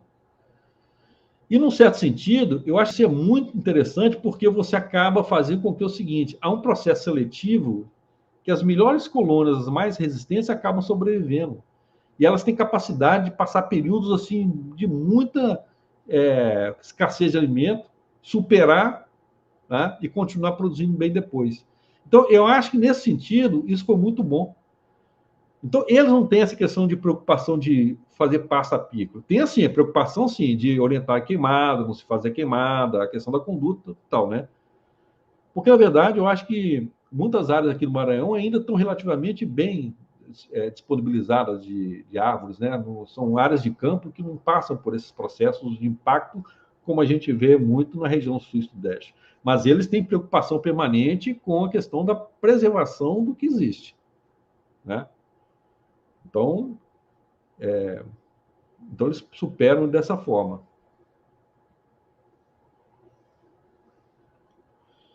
Então, gente, eu gostaria de falar só uma questão aqui, seria o último ponto que eu gostaria de destacar, que é esse aqui, né, das relações institucionais. Né? É importante porque não tem como se fazer um trabalho desse sozinho. A questão da organização da sociedade civil, no caso aí da AME, Espírito Santo, é fundamental para esse processo. Uma instituição técnico-científica é extremamente importante, porque como nós estamos falando de tecnologia social, nós temos que ter uma base de conhecimento, né, já consistente, que possa trabalhar com aquele conhecimento local, saber trabalhar com o conhecimento local. Não impor o conhecimento local, né, mas saber trabalhar com o conhecimento e pegar esse conhecimento local e transformá-lo. É dessa forma que funciona o que a gente chama de tecnologia social. E aí você vai ter os financiadores públicos, os privados, os multilaterais e intergovernamentais. Bom, no nosso caso, tivemos vários tipos de financiadores. Né? Tem a questão do financiamento público, que, no certo sentido, ele é bom. Mas há problemas que é preciso se ater a esse tipo de financiamento, porque, vez ou outra, as regulamentações, controles de aplicações de recursos e tal, muda muito dentro desses processos de auditorias. E há o perigo de, simplesmente, você que está tendo um financiamento público, você acabar sendo um vilão de um processo que você não tem culpa. Isso é muito comum, né, financiamento público. Eu estou falando isso, já vi o financiamento, por exemplo, financiamento do CNPq, né, de vários órgãos e instituições científicas, né, outros tipos de órgãos públicos que acabam te orientando em determinadas coisas e que depois você acaba caindo do cavalo porque você pegou a orientação de algumas pessoas do organismo público que não deu a devida orientação e depois você acaba tendo que pagar o pato para isso. Isso é muito importante, isso aí. Né? É tão importante, tão ruim, que acaba as situações que, por exemplo, até próprios agentes públicos acabam te orientando sobre práticas que não são recomendadas em off, né? Então, precisa tomar muito cuidado com essas questões.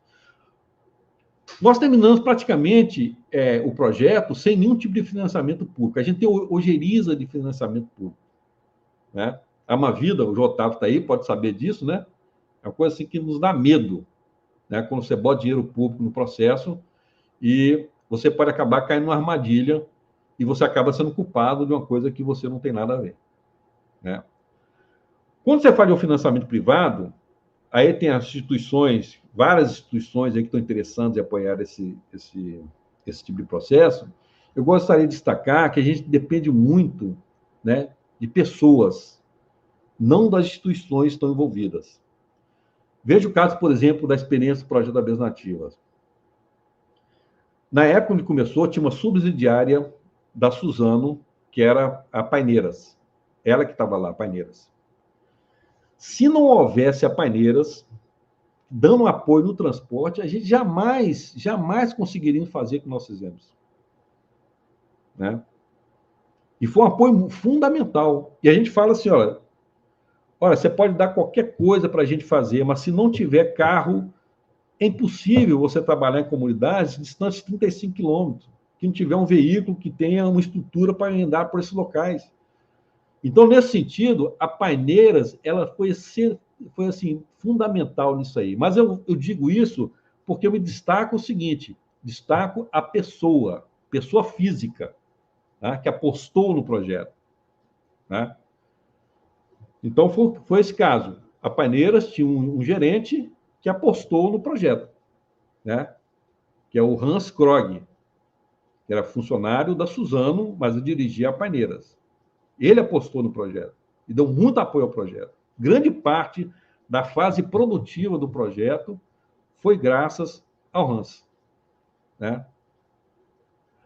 Agora, quando o Hans se aposentou e passou-se a estar sobre a participação da Suzano, aí a coisa mudou de figura, né? Porque já não é uma pessoa, já tinha um pensamento institucional por trás do processo. E as pessoas que estavam envolvidas não eram pessoas que estavam engajadas no processo, que não conheciam o projeto, porque o Hans conhecia, e estava lá há muitos anos, conhecia muito bem a região. Então, ele foi fundamental para dar esse apoio, né?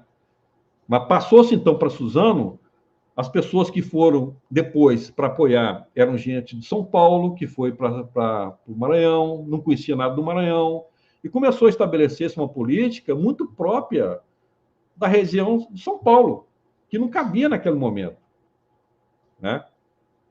Então, que as pessoas não vestiam a camisa.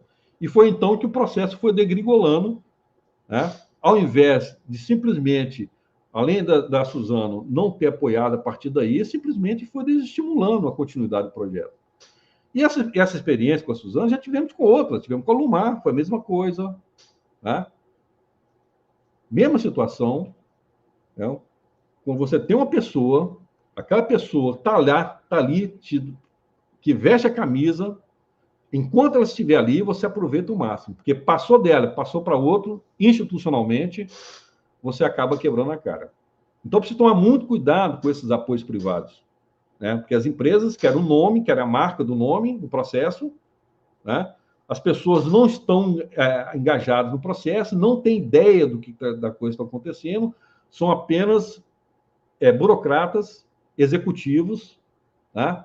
Imprimindo uma marca da empresa, né? Sem ter percepção real, né, do significado daquele projeto ou do que aquelas comunidades precisam. Então, isso é uma coisa também que precisa tomar muito cuidado, né, com relação aos órgãos financiadores privados.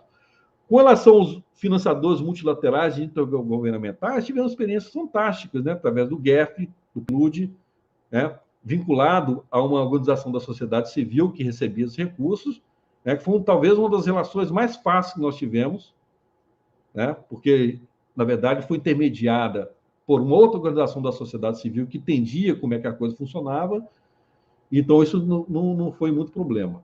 Mas você tem esses vários níveis financiadores aí, é preciso tomar muito cuidado. Então, ter um cenário assim, ver as coisas num cenário não a longo prazo, mas a curto prazo, e tentar ver se consegue, nesse curto período de tempo, ter algum benefício, né? Que depois você acabe não caindo numa armadilha depois por mudança na política ambiental dessa instituição. João, talvez você pudesse falar melhor com a gente sobre isso, você é o dirigente da organização, sabe como é que a coisa funciona. Vou falar o mais rapidinho, vou tentar pegar só um ou dois pontos que eu acho assim que nós aprendemos que são pontos que a gente não pode deixar de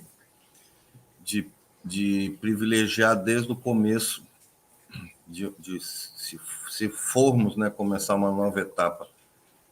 Por exemplo,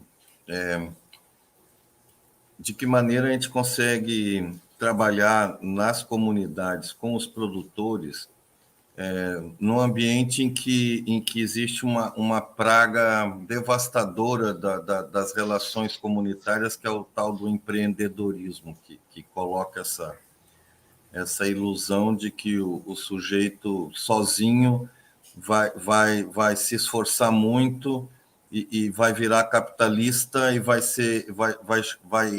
conseguir ganhar na loteria sem ter capital, né? Porque ele acha que consegue começar não no nosso projeto, né, mas no ambiente que cerca as relações do Estado com as comunidades. É uma propaganda intensa do empreendedorismo, a metodologia Sebrae, sabe, de chegar lá e convencer que a pessoa vai conseguir virar um empresário e vai virar um grande empresário quando o índice de mortandade de microempresa no Brasil é altíssimo, acho que 90 e poucos % desse tipo de estratégia fracassa no primeiro ano. Então, é uma coisa.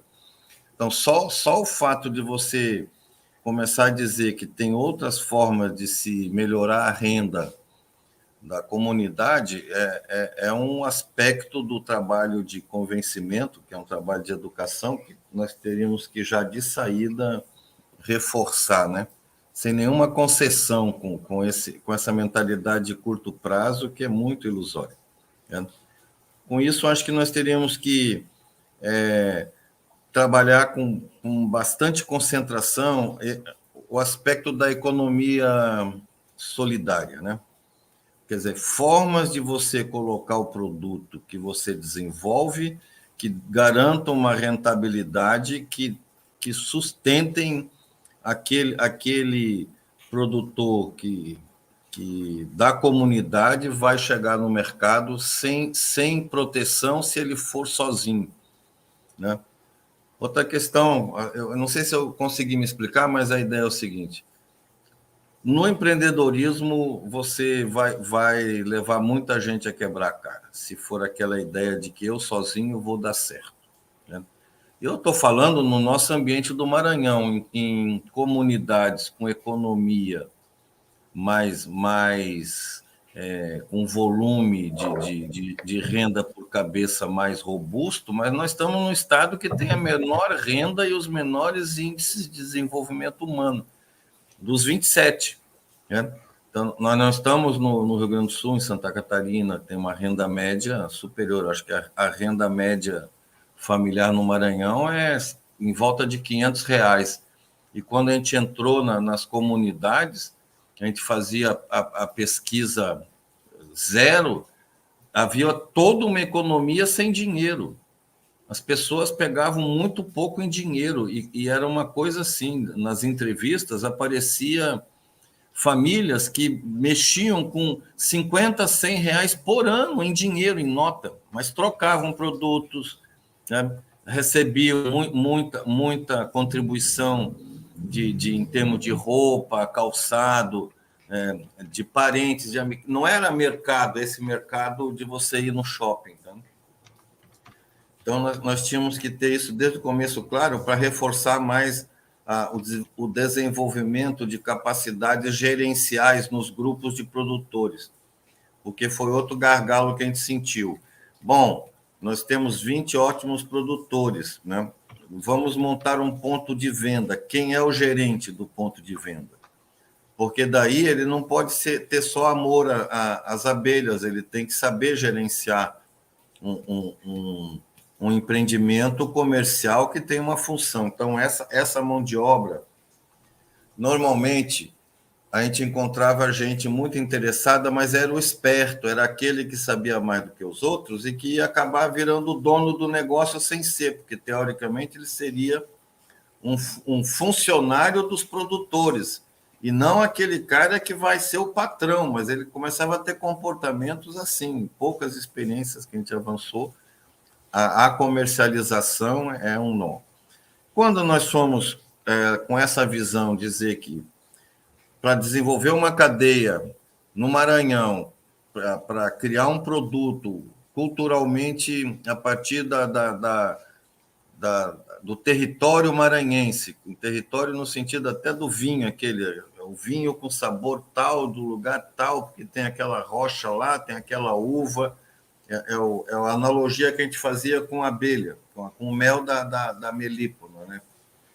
Ele tem que ter um sabor, ele tem que ter a floração dele estampada, porque ele nunca vai ser uma commodity, ele não pode ser padronizado, ele não pode ir para um galão de 200 litros e sair com o mesmo gosto para agradar os padrões da indústria de sorvete, de não sei do que, não sei o que. Ele tem que ter um fator diferencial, que é ser assim: eu vou comprar aquele mel porque ele só tem lá, só tem aquele mel com aquele gosto feito naquela comunidade. Isso tinha que estar no rótulo. Então, isso também é todo um processo. Desenvolver a rotulação, criar identidade. Mas a gente chegou a um momento assim: para ter escala, nós vamos ter que ter nem que seja uma pequena indústria, mas é uma instalação industrial que consiga recolher essa produção, dar o procedimento, o tratamento que a gente considera o padrão, né? E o tratamento, não o produto, né? Para garantir que o produto não seja estandardizado e comercializá-lo em condições que pressupõem armazenagem de médio e mais longo prazo. Então, a gente precisava de um capital. Capital, na época, a gente estava pensando que o governo deveria investir na construção de uma unidade para processar o mel de melípona, né? Porque tem as casas de mel da apicultura, houve muito financiamento para casa de mel, e quase todas também fracassaram por conta do ambiente de negócio. O sujeito que está a 700 quilômetros de São Luís produz um volume X de mel de apis, tem uma casa de mel, mas ele não tem escala suficiente para botar esse produto no mercado lá na cidade dele, e também não tem um canal de comercialização na capital, que é a maior concentração de pessoas, a maior renda, o melhor IDH, a melhor estrutura de comércio. Então, precisaria uma atenção do governo, mas o governo não está preocupado com isso. O governo não tem nem sensibilidade com isso. E a gente não está falando assim, que se a gente fosse conversar com estranhos.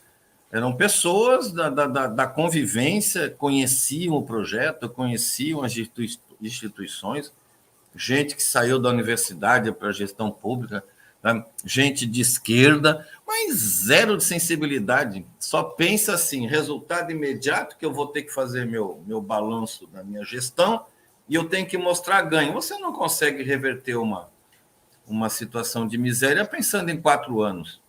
Miséria de massa. Inclusive, a região do projeto está no Baixo Parnaíba, está no que hoje é chamado Unidade de Planejamento Delta das Américas, e são os menores IDHs do estado, estão ali. Belágua, acho que disputa com não sei o que, a menor renda média, e onde produz um grande mel. Então, deveria ser criado um ambiente que não é o ambiente de consultoria comercial da Sebrae, teria que ser uma outra coisa que valorizasse isso, porque a nossa estratégia sempre foi assim.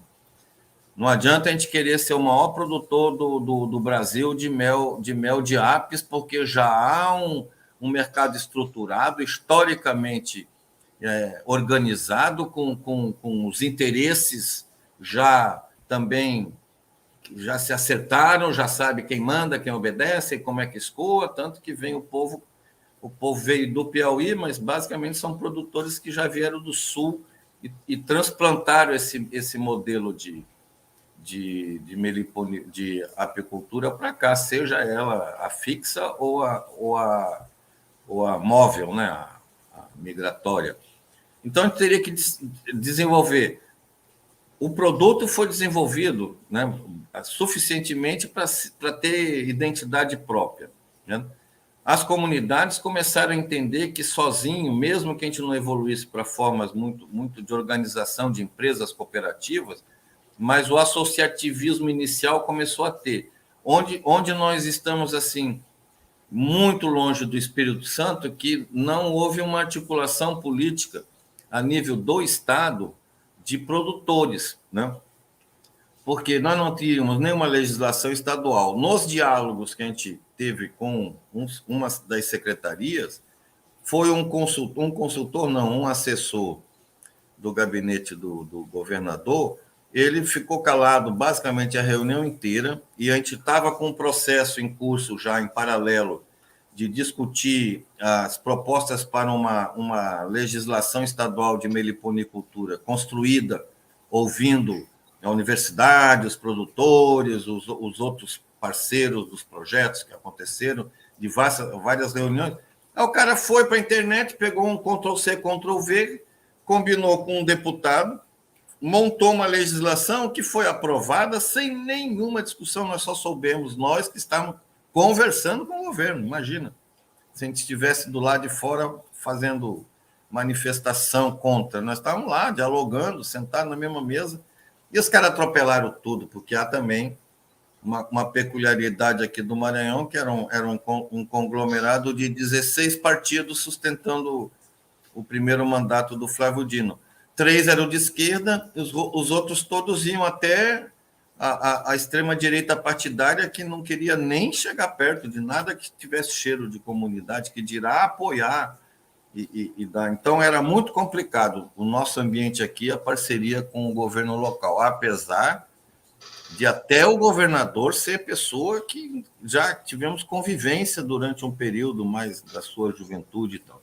Então, no governo, as pessoas não fizeram diferença, porque a cultura do governo ela é muito impositiva, ela faz as coisas para o povo, ela não faz com o povo, e ela acaba não incorporando nem as energias, nem a criatividade das comunidades. Então, isso aí nós fizemos pouco lobby, digamos assim. Deveríamos ter feito mais lobby, feito mais pressões para que houvesse uma mudança no ambiente dentro dos gestores, dentro das camadas gestoras, né?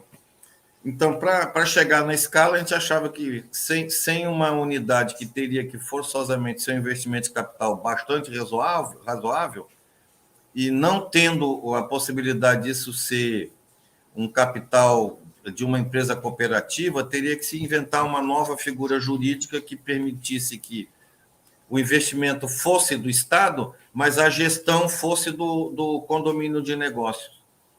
A gestão política, porque, na verdade, nós teríamos que ter quadros gerenciais bastante capacitados, mas que pudessem não tomar o empreendimento dos produtores, porque todo o nosso objetivo é elevar a renda das comunidades, né, por conta de ser uma renda baixíssima. Então, e ainda continua muito baixa, né? Então, essas coisas, se a gente fosse começar agora de novo, a gente já sabendo disso, a gente não tinha esperado tanto tempo para começar a agir nisso. E a mudança dos governos é também uma tragédia, porque não existe nenhuma política que continue além de 2 mandatos. E nós temos 20 anos de projeto que nós já tivemos de gente que nós tínhamos que conversar tudo de novo, porque mudava os quadros lá de gerenciais do Estado e a coisa ia embora com quem sabia. E mudanças bruscas, chegamos a ter boas alianças em determinado período, aí foi derrubado o governador, entrou outro, aí vinha.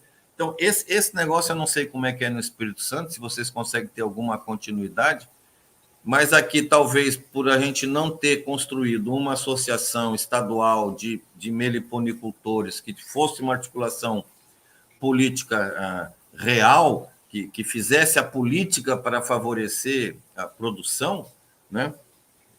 Isso aí foi um ponto de muito fraco da gente. E, de resto, é o seguinte, se houvesse uma estratégia apoiada com uma visão de médio e longo prazo, se conseguiria ter desenvolvido uma cadeia produtiva sólida e não pontual, porque hoje você tem um produtor aqui, outro produtor ali, mas isso não se reflete numa presença nas estatísticas econômicas, né? E por outro lado, continuo insistindo no transplante da APES como solução de mercado para esse problema que eu estava dizendo, para geração de renda, que é outro problema, porque não está dando certo, e eles investem muitos recursos nessa estratégia, de forma, a nosso ver, equivocada, porque nem para desenvolver uma cadeia local, basicamente é uma transplantação dos produtores do Piauí para o lado de cá, né? Tem uma associação fictícia e tem uma legislação que esses produtores que têm uma associação que não existe estão na lei de meliponicultura como interlocutores do Estado para as questões de meliponicultura, né? Que é uma dessas aberrações que o nosso legislativo... Então, o nó foi muito grande. Nós teríamos que ter mais energias aplicadas nesse ponto do lobby, da advocacy, de ir atrás de de arrancar políticas públicas que fossem corretas, porque a outra parte, a comunidade respondeu muito positivamente sempre que teve ambiente e estímulo. As parcerias sempre fizeram contribuições que engrandecia, com raros momentos, e o resto o Murilo colocou muito bem.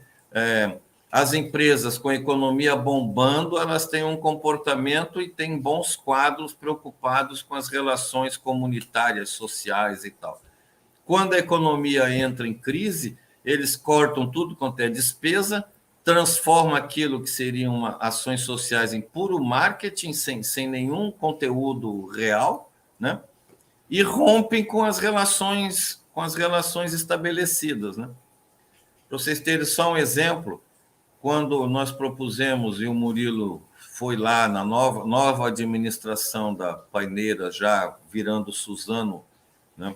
E o projeto deles era de eucalipcultura para produção basicamente de lenha no começo, aí foi mudando, né, para depois para celulose, e hoje já estão querendo se desfazer lá das plantações. Eles, vamos fazer cursos de meliponicultura, então. Eles foram trazer instrutores de outros estados que nunca tinham vindo no Maranhão, que nem conheciam as abelhas do Maranhão.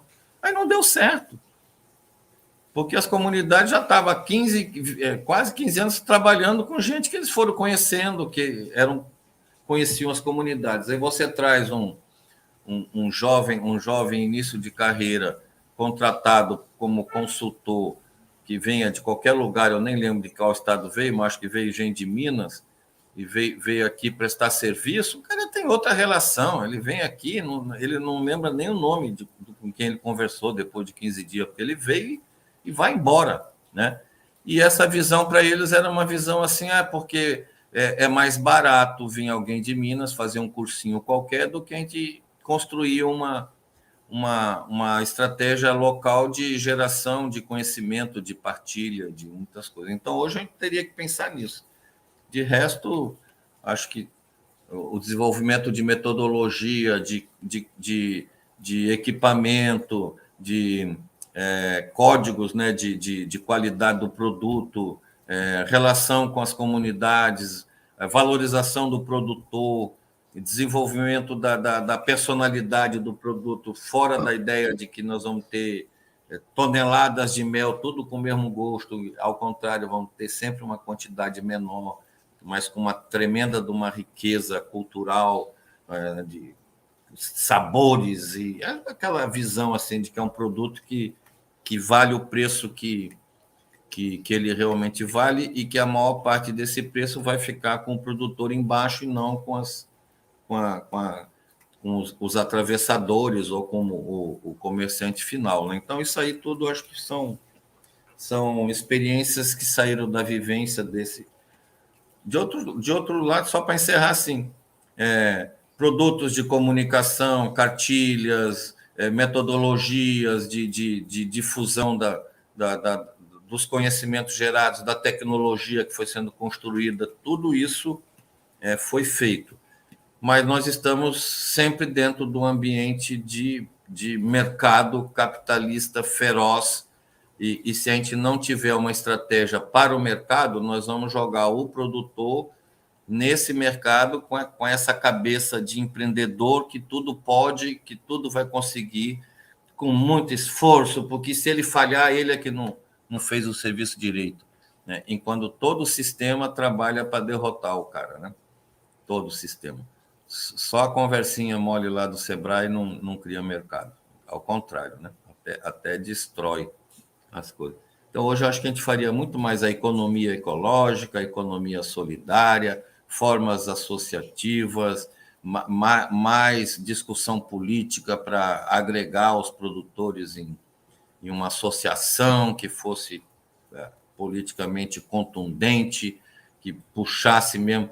Mas falta, às vezes, não só dinheiro, falta gente qualificada e tempo para a gente fazer tudo se formos poucos, né?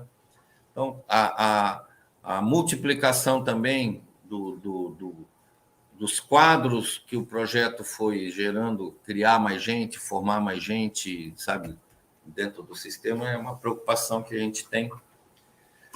E é isso, minha gente. Eu só queria dizer uma coisinha para o Adailton Gonçalves, nosso querido representante da AME aqui. Não se deprima com esse ambiente virtual. Há 1 ano e 1 mês atrás, a gente não sabia nem ligar essas porcarias aqui do StreamYard, não sabia. O Murilo, não sei por onde ele começou com isso, e hoje eu já seguro uma transmissão do começo ao fim sozinho, graças a ele, por ele ter me jogado também na chuva, sem guarda-chuva. Mas a gente aprende assim, da próxima vez que a gente estiver fazendo, você já vai ver, não vai ter eco, nós já vamos estar sabendo. Você viu que eu até botei uma mensagem ali no rodapé, isso eu aprendi há 2 semanas atrás, agora eu faço toda hora. E eu quero também dizer a muita gente assistindo, nós chegamos a ter mais de 60 pessoas aqui simultaneamente na live, que é impossível a gente prestar atenção na conversa, ficar aqui ajudando e ainda conseguir responder todas as questões. Então, nós vamos ficar devendo, nós não vamos nem fazer a chamada aqui, porque são muitos nomes. Eu acho que teve, assim, uma participação muito... de todas as lives que a gente fez de abril do ano passado para hoje, foi a que eu vi que tem mais gente interagindo, teve gente que interagiu entre si aqui no chat de YouTube. Então, acho que desculpe as nossas falhas, mas nós estamos aprendendo, né? Nós estamos aprendendo sozinho, aprendendo, às vezes, assim, nos trancos e barrancos, mas vocês nem imaginam como a gente era em março do ano passado. A gente realmente era uma tragédia, né? E já estamos, assim, muito bem. Bom, o que eu gostaria de esse bolo todo que a gente arrumou aqui, destacar o seguinte, que na verdade, vocês da AME, Espírito Santo, cara, vocês têm uma joia na mão que eu acho que vocês não podem sacrificar, entendeu? A abelha melípona capixaba, vocês têm que investir pesado nesse patrimônio que vocês têm em mãos aí e dá para fazer um trabalho bonito com ela. Entendeu? Uma coisa bonita que valoriza realmente a abelha, tendo essa ótica, assim, de um elemento local, entendeu? Que merece realmente ser reconhecido. Nesse aspecto, acho que você pode contar com o apoio da Amavida, do Ian, entendeu? Meu apoio, o que vocês precisarem, a gente vai estar ajudando. Esse canal de StreamYard que vai estar disponível para vocês, se vocês quiserem fazer qualquer coisa, entendeu? A nossa ideia agora, assim, nós precisamos nos unirmos, tá? Nós precisamos nos unirmos o máximo que puder, porque nós temos que unificar aquele pensamento de todo o grupo que realmente pensa da forma como as coisas devem ser feitas de forma correta. Entendeu? Não podemos ficar isolados, tudo solto, cada um fazendo a coisa de forma isolada. Precisamos realmente nos fortalecer. Quando a história da meliponicultura foi a CBE, Confederação Brasileira de Apicultura, embarcou a meliponicultura, eu achei que já não era um bom caminho, entendeu? Já houveram várias discussões sobre a necessidade de criar-se uma confederação de meliponicultores, é uma coisa que se dá para trabalhar, pensar muito nisso aí, entendeu? Então, tem muita coisa pela frente, muito desafio pela frente aí, e pode contar com a gente, tá? É um grande prazer, uma grande satisfação estar contando com vocês nessa experiência.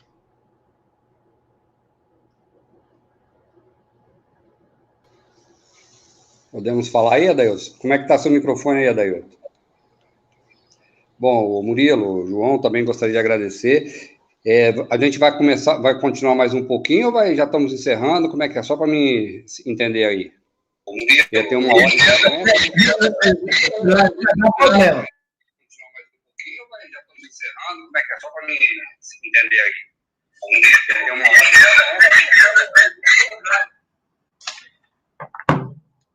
Eu acho que vai dar problema, mas eu não quero, né? Agradecer aí ao João Otávio e o Murilo por esse momento, né? E dizer que para nós foi um imenso prazer contar com tantas pessoas junto aí nesse momento, tá?